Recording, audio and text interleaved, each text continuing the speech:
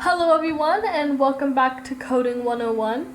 So in today's video, I'll be teaching you guys how to uninstall Java Development Kit on your computer.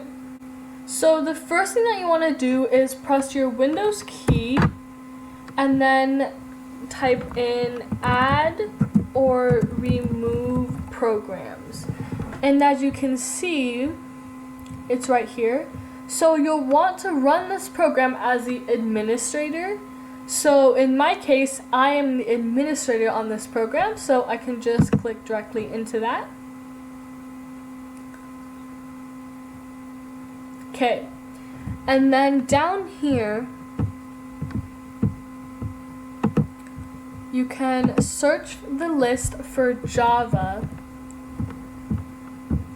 and then as you can see, there is my Java Development Kit. So I'll click on that and then I'll press uninstall.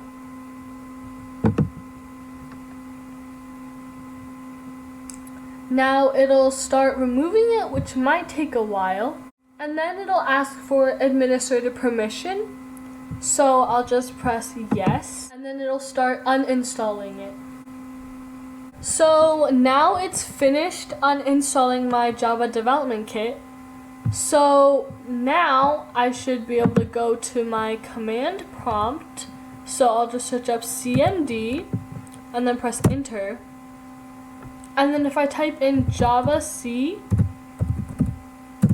there should be nothing here. It should say this error. And that is how you know that you have successfully uninstalled your Java Development Kit. Alright, that's it for this video, and I hope this helped. And make sure to put down any suggestions for videos that you'll want to see in the future. That's all I have for this week. Thank you for watching.